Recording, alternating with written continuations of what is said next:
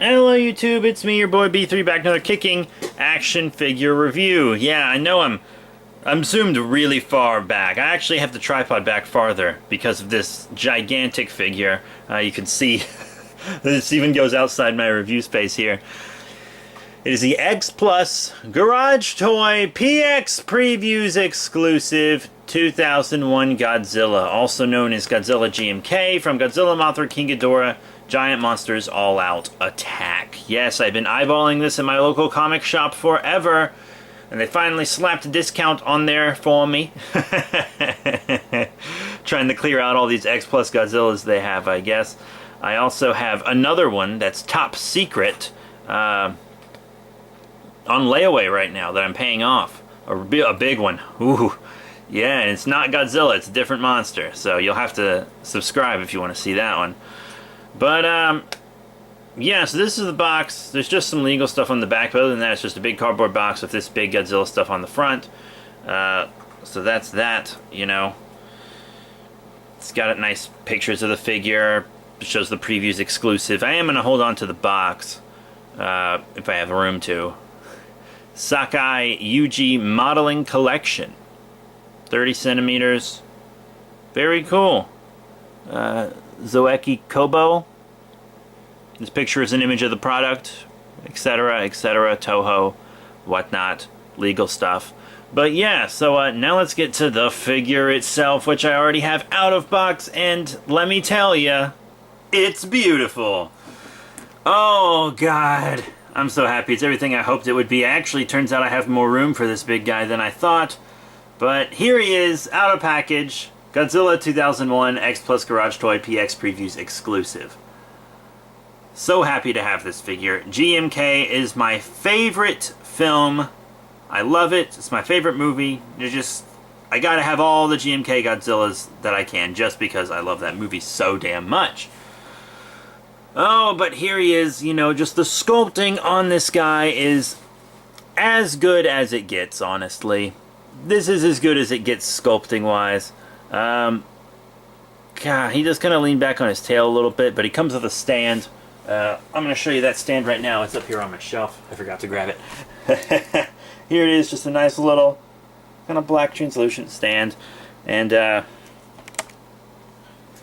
you just push the tail up, slide it under there, and you're Gucci. Boom, you are Gucci. Speaking of the tail, though, it is detached in the box because it's so long and stuff. I had to heat it up. I just put it in front of my heater for a couple minutes and then popped it in there. It looks like an articulation point, but it's really not. It's just where a piece was connected. He does, however, have articulation right below the knees. I'm going to move over to the white so it looks better. But yeah, see, he can articulate right there a little bit, but that's really all he's got. He's more of a statue type figure. But he isn't technically a statue. He is technically a figure. I guess because of those legs and whatnot. And the vinyl and stuff that he's made out of too. That hard plastic here. But I mean, just look at this detail in paint. You know, nice black. Just incredible. The claws. You see all the detail and paint on the claws here. I mean, it's really immaculate. What an incredible looking figure. I'm gonna jazz. I'm gonna jizz. But yeah, I mean, look at that face. All that detail on the teeth and in the mouth, the white eyes, but they kind of fade out and they kind of fade to the black. You see that? It just looks so good. God, it looks so nice. Just really incredible stuff. And then the spines. Don't even get me started on those spines. Oh man, they really look incredible. Just an absolutely wonderful look. This figure was originally going for $175. What did I get him for? $150, $125, something like that. Beautiful, just beautiful, beautiful figure. God, and that long tail. You can't say jack about that long tail. It's beautiful. I've actually found a way to display him where that tail won't get in the way at all. So that's pretty cool. But yeah, I mean, this is a nice figure. It's a very nice figure. So I actually am going to do some size comparisons with this guy. So let's zoom out, which I guess I am zoomed out, so I need to back up.